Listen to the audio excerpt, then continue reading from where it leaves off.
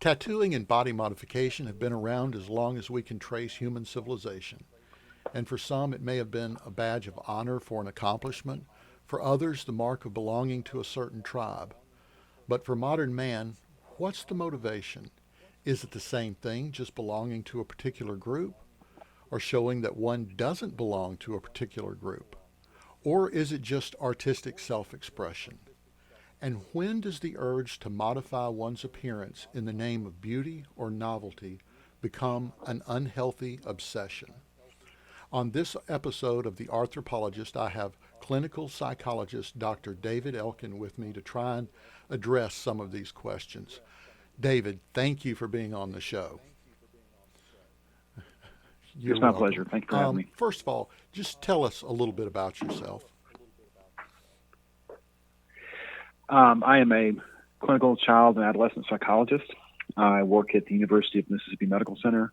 Specifically, I'm the executive director for the Center for Advancement of Youth, CAY, we just call it K, which is a center that brings professionals from both departments of psychiatry and pediatrics to work with kids and adolescents with developmental, emotional, behavioral issues. Oh, wow. Oh, that's amazing. Would you very quickly clarify what's the difference for the audience between a psychologist and a psychiatrist?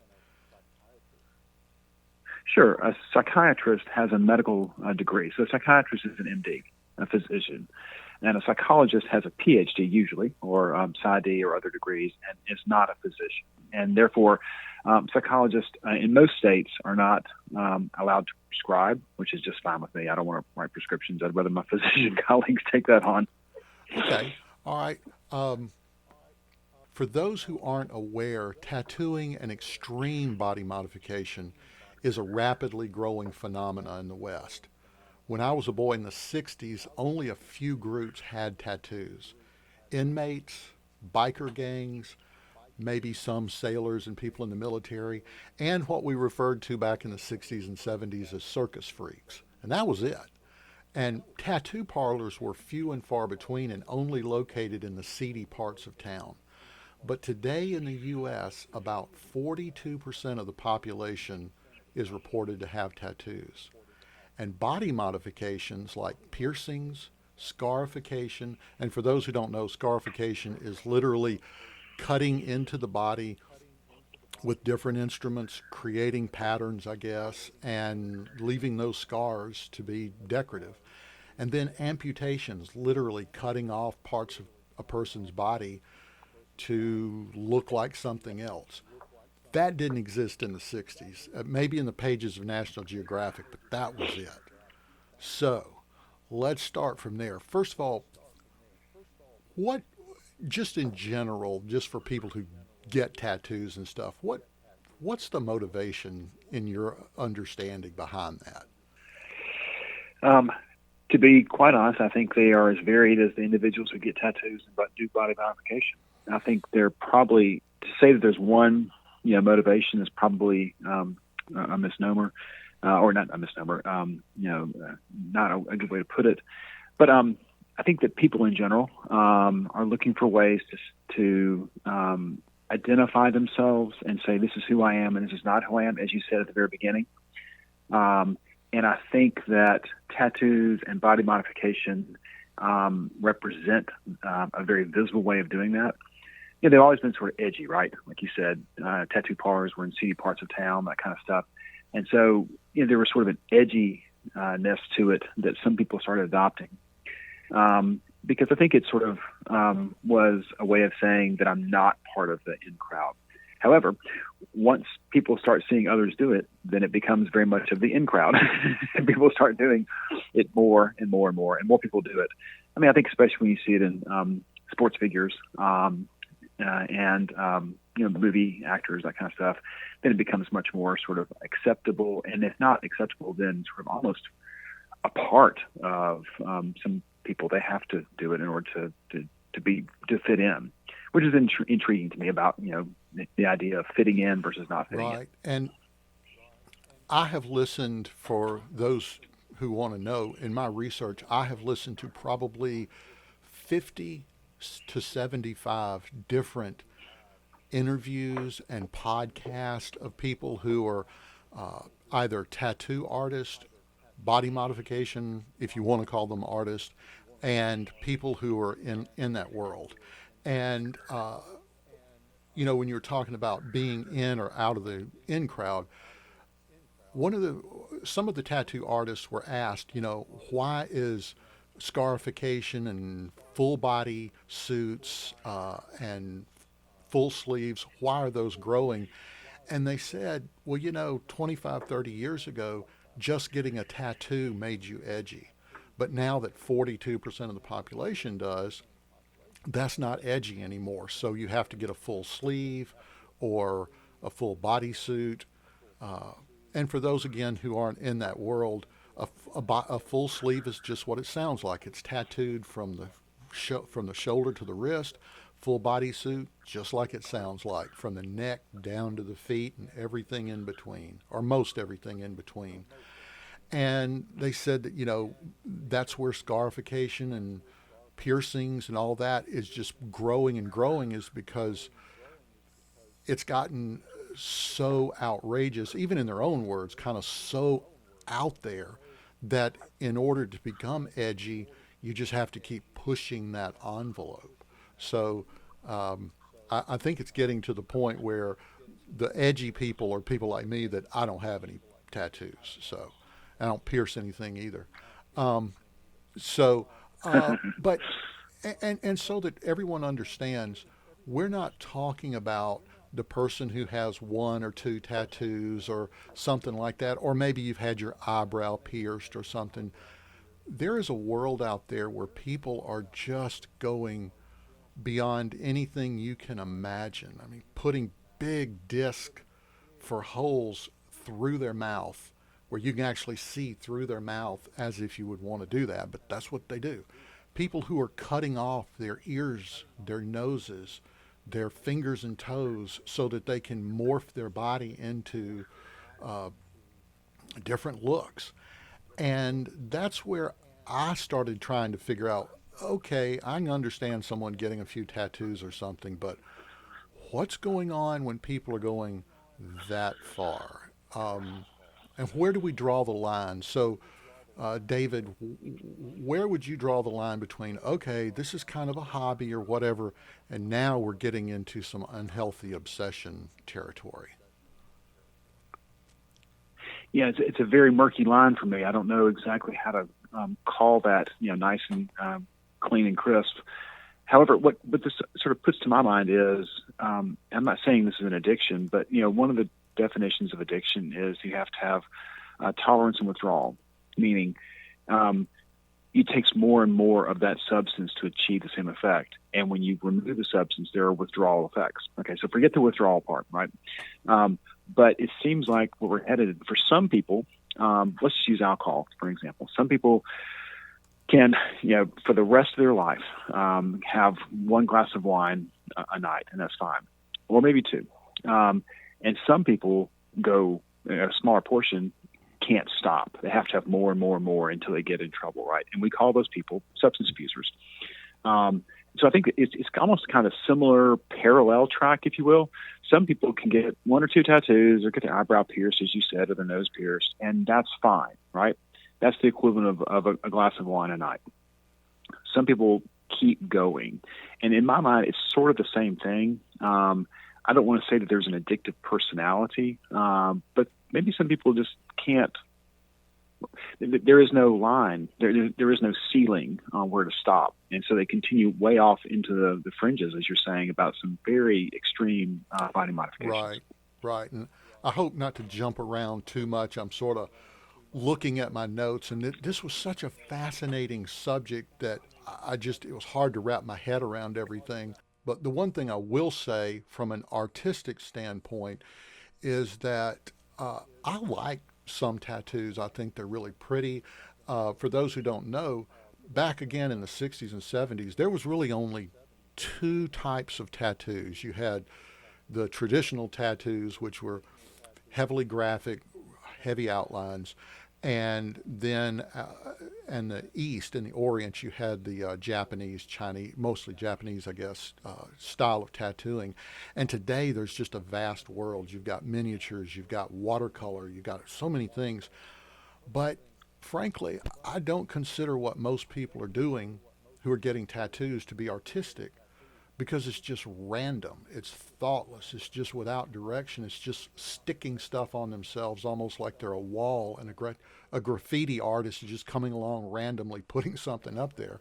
And uh, this is not my words. I listened to a lot of professional tattoo artists who said anyone who's got more than 3 tattoos regrets one of them. They will look and go, God, that was stupid.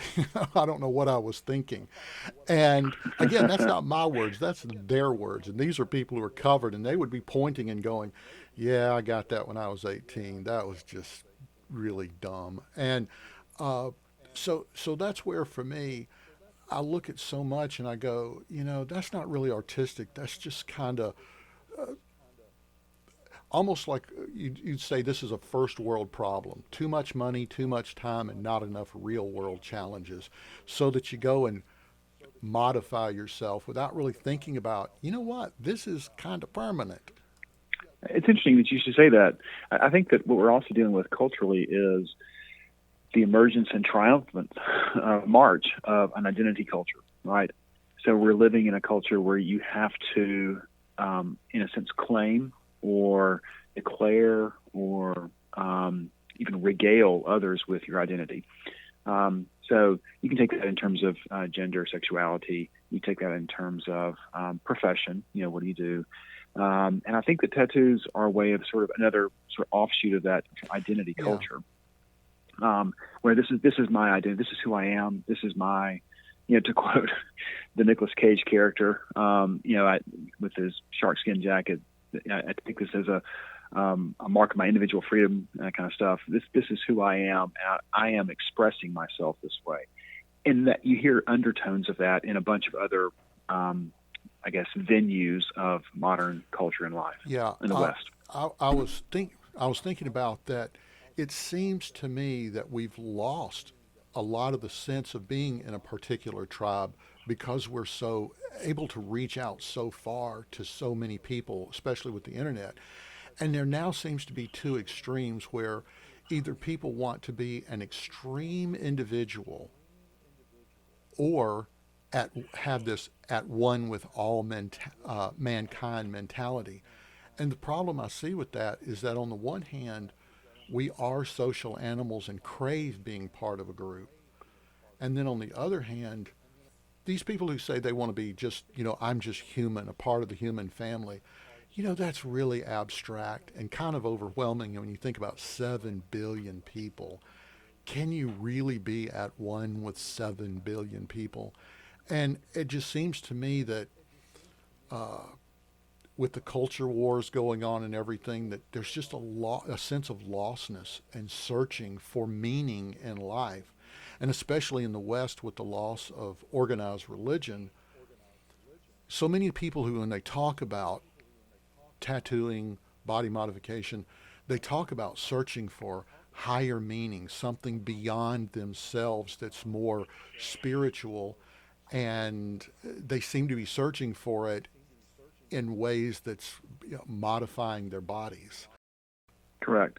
I think it's gone beyond sort of a tattoo, let's just say a tattoo, being a reminder of something. Like, the old mom in a heart on the forearm of a sailor, or your wife or girlfriend's name tattooed on your heart. I mean, there is something there that's sort of a token, a reminder, right? I have a good friend who has a tattoo on the back of his triceps. That is the course outline of a long run he did, right? And it's a reminder I did that huge run, and I just wanted to remind myself, and sort of, it's a badge in a sense, right? So that's different. I think that what we're moving into with some of the body modification, especially, is perhaps beyond all that, like you said, and it's sort of, I guess, depressing. Well, along those same lines, I was wondering then, are the people who, get caught up in this, are they in an echo chamber, sort of surrounding themselves with people who are reinforcing what they already believe? Or are they people who are kind of lost and they get caught up in an internet group that are doing things they would never have, especially kids, things you'd have never thought about ever? I mean, I think I, I think that it's an interesting point. I think that we are living in a time. This is a sounds like a terrible way to start a conversation, but remember, I guess two sort of mile markers in my mind are from the late 19th century and the French Impressionist painters, and their motto in French was "Épatez la bourgeoisie," shock the middle class, right? Épatez la bourgeoisie. And now we have, years ago now, but remember the band from LA, yes. Jane's Addiction? The name of one of their albums was "Nothing Shocking." And I think those are two interesting mile markers in Western culture, where people are still trying to live under the épatez la bourgeoisie, shock the middle class. But here's Jane's Addiction years ago saying you can't, you can't go far enough. Nothing is shocking anymore. And so even if you put a hole in your mouth, people go, "Oh, that's cool. How about that?" You can put false horns under, on your scalp, on your head. People go, "Oh, that's kind of interesting. Yeah, cool." But you can't go far enough to shock, even though you may want to shock. And I think those are very interesting sort of mile markers. Yeah. Okay. I made a list of 3 different personalities that I was seeing. Again, I have spent the past month listening to podcasts as I'm in my studio working of people who are for and against, and mostly it was just people who are heavily involved in the tattooing and body modification world. And I sort of began seeing a pattern, but again, I don't want to say that's everybody, certainly, because we are talking about the extremes in this. We're not talking about people who have 1 or 2 tattoos. So let me sort of list these 3 and what I saw in them, and then tell me if I'm oversimplifying or kind of focusing too much on a few people.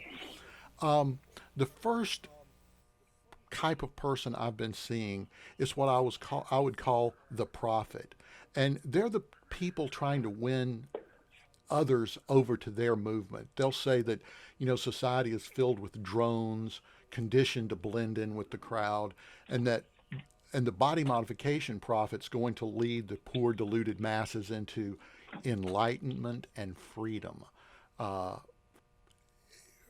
That's one kind of person that I would see that was just so passionate about, separating from the masses and moving into this world.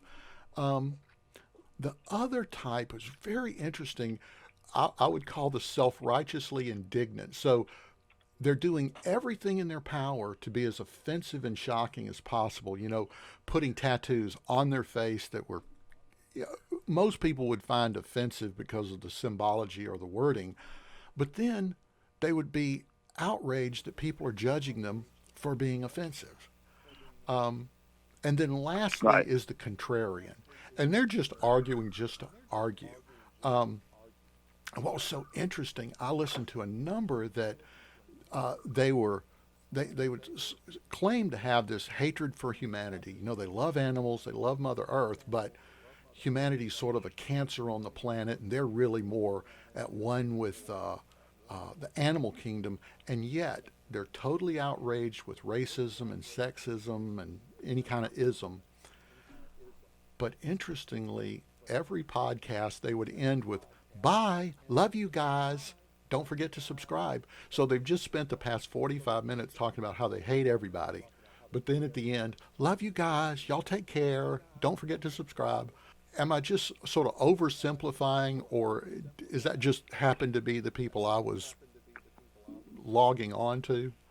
I don't know. That's a good question. I don't know if it's an oversimplification or not. Those are interesting categories, and I think you can drop a lot of folks into those categories.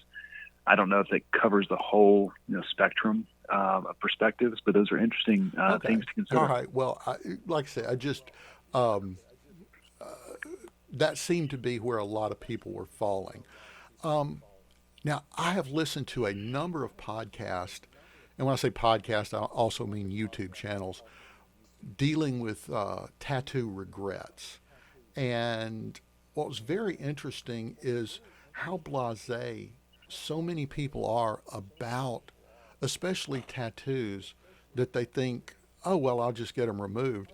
And I found out that, I mean, you can move them to a certain extent, but mostly it's to a ghost image. So it's not like you're going to totally get rid of it. You're going to cloud it down, usually so that you can put something else on top of it. But the idea of going back to pristine skin, that's really not happening. And a number, I remember a couple of different women that I listened to. One of them said she had spent 2 years and thousands of dollars to remove just a few tattoos from her head and or from her forehead, and she said there's going to be this modeled ghost image left that I can never get rid of. But her problem is she's like 40 years old now, 35 years old. She can't get dates.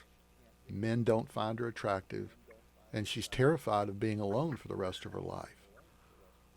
Okay, now, and okay, this is shallow, I know, but I pride myself on being a bit shallow. To a certain extent, it's like, well, if you're ugly, okay, go ahead and do whatever. You're ugly anyway. But it shocks me how many gorgeous women are tattooing themselves, especially their faces. And I'm sitting there going, you know what?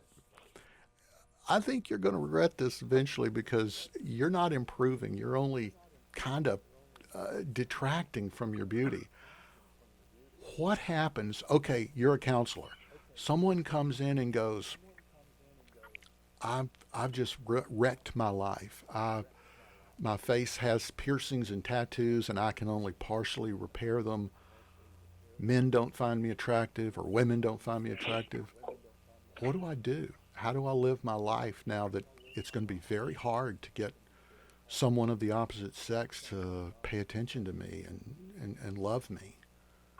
How do you counsel somebody like that?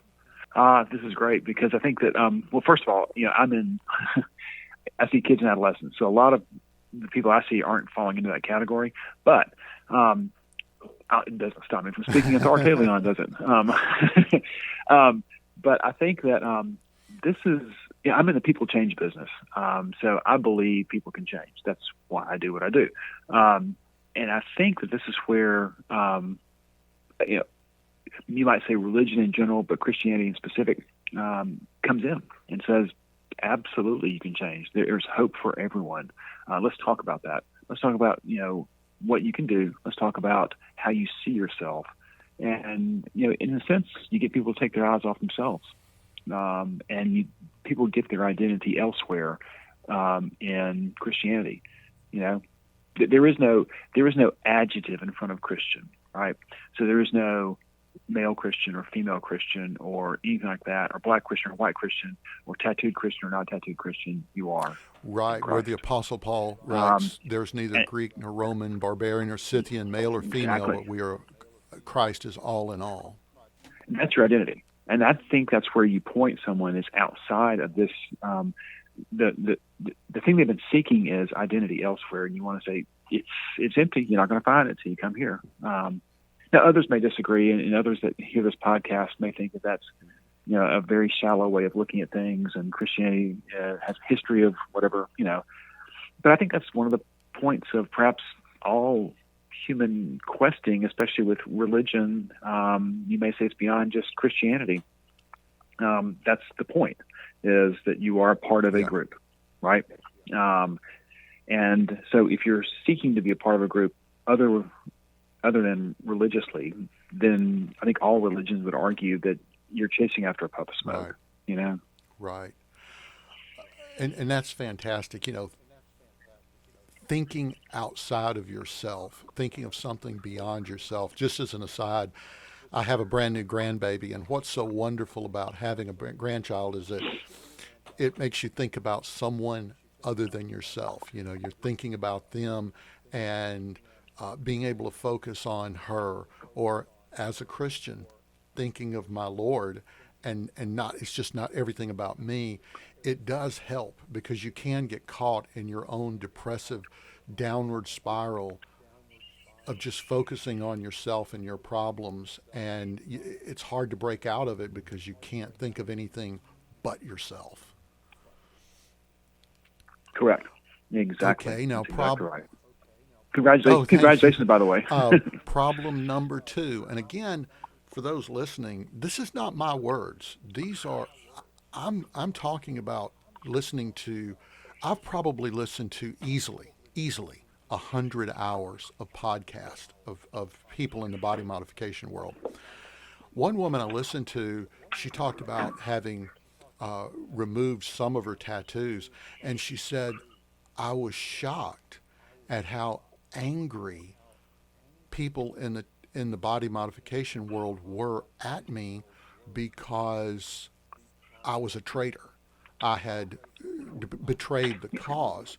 Yeah. And so she said, what's real interesting is you go from being an outsider to the rest of the world because you're heavily modified. But then if you decide, she said, I'm not abandoning the world. I love my tattoos. It's just I felt some of them had gone too far and I wanted to remove some of them. Well, the idea that she would remove any of them was an act of betrayal against her peers.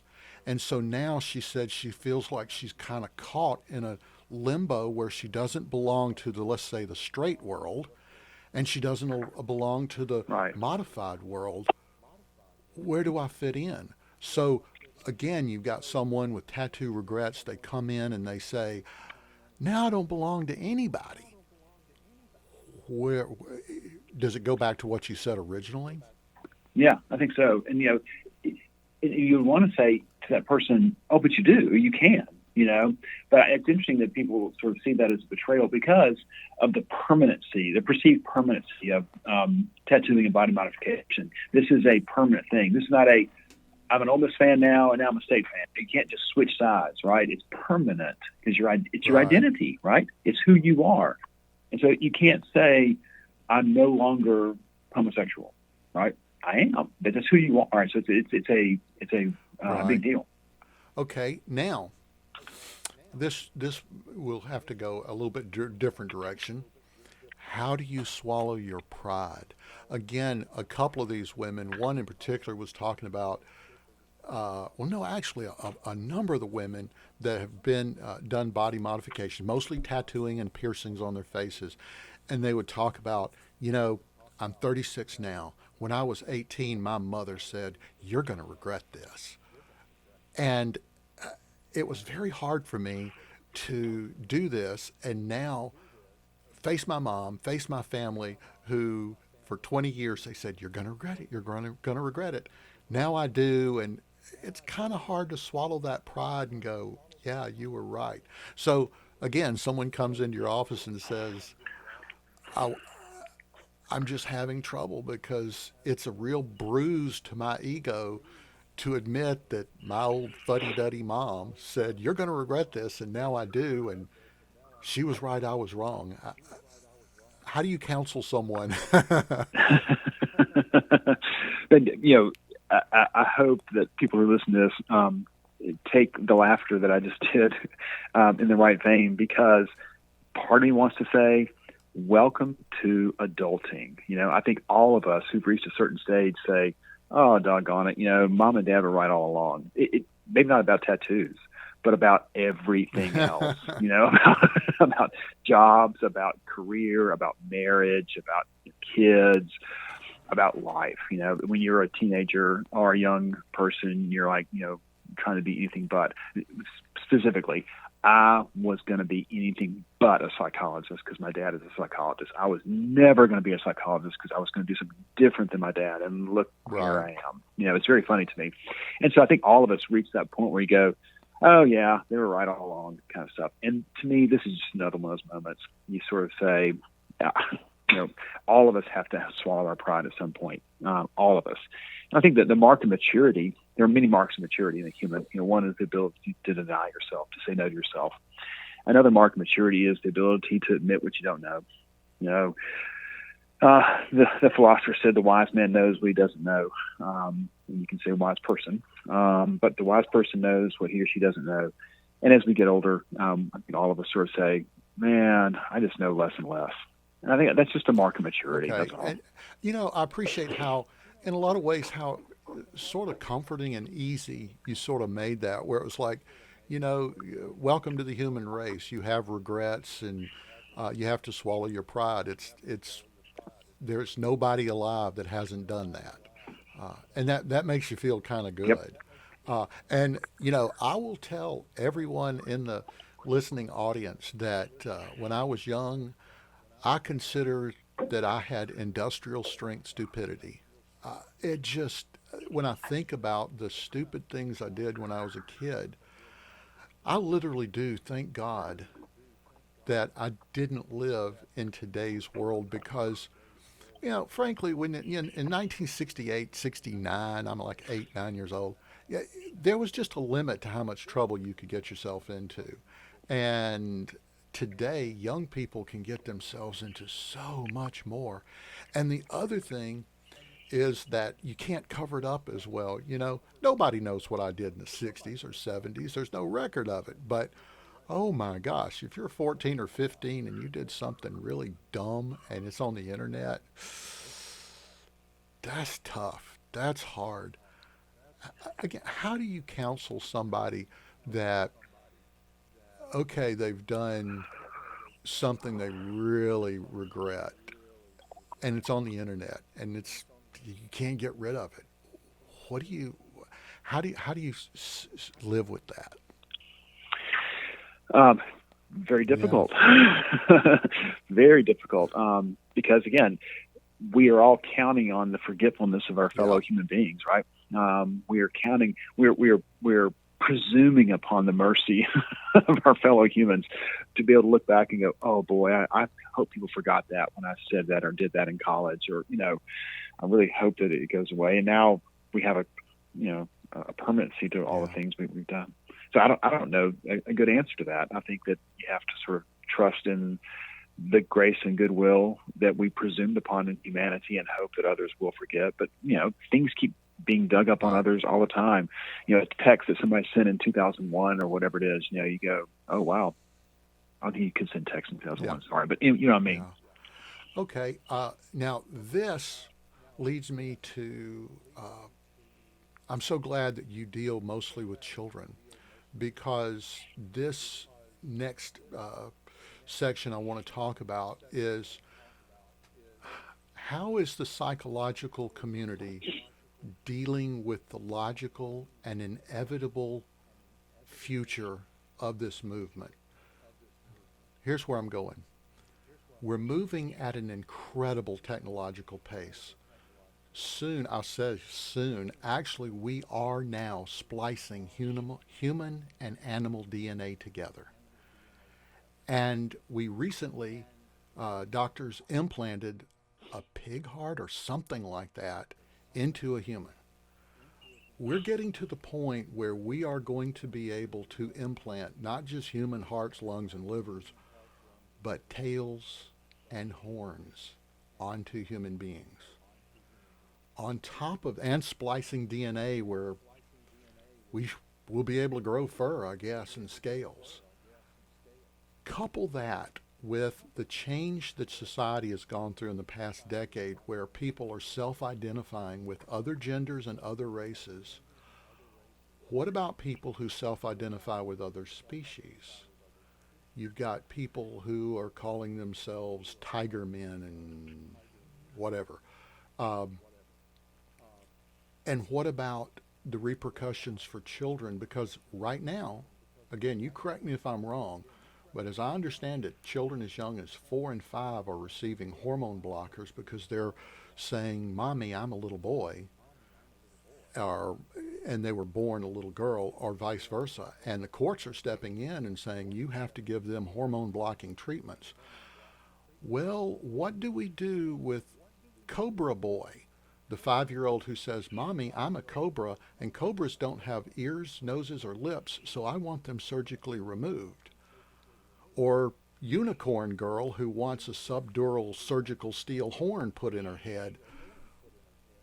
I know this sounds absurd and ridiculous, but a few years ago, someone coming in and saying a 5-year-old little boy can say I'm a little girl, and now he's receiving hormone blocking treatment to permanently alter and probably sterilize him for the rest of his life.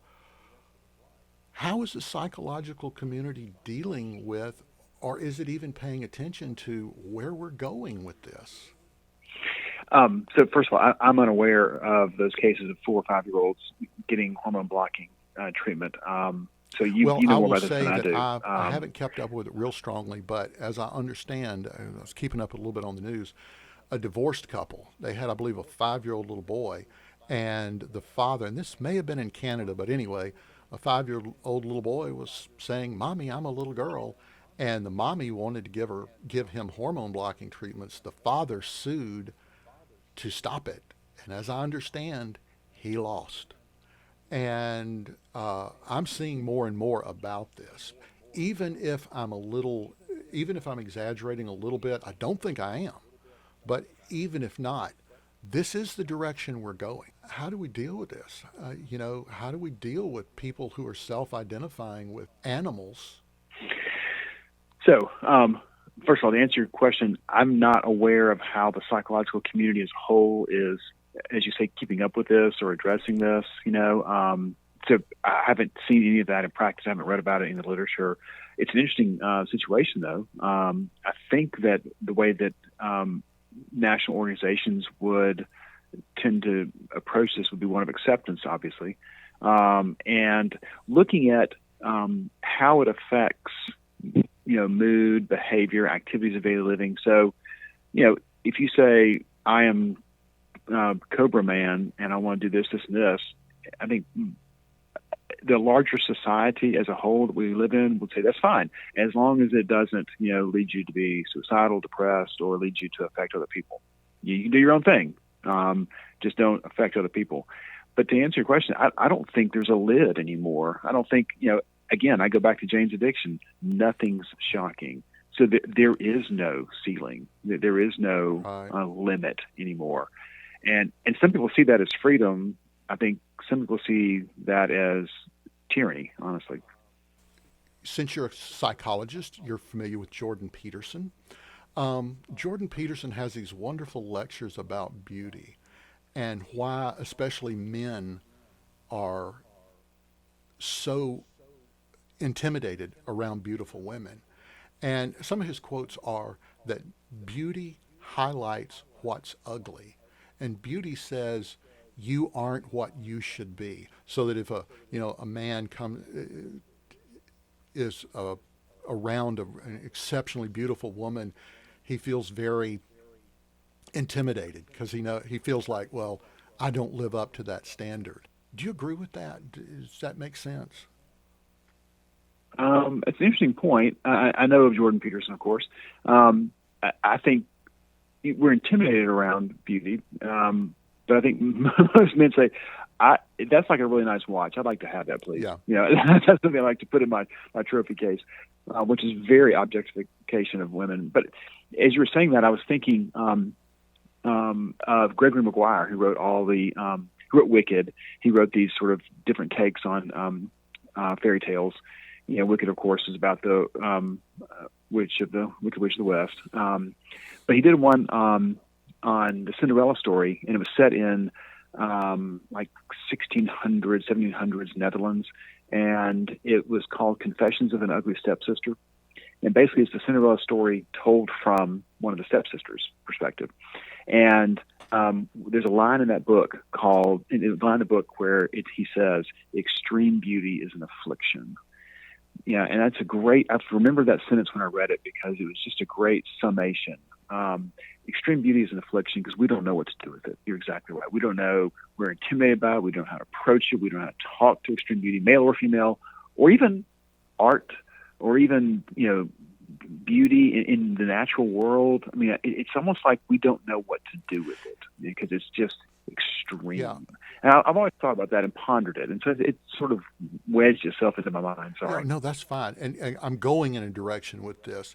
Also, he talks about art and beauty. He says, art is a window to the transcendent.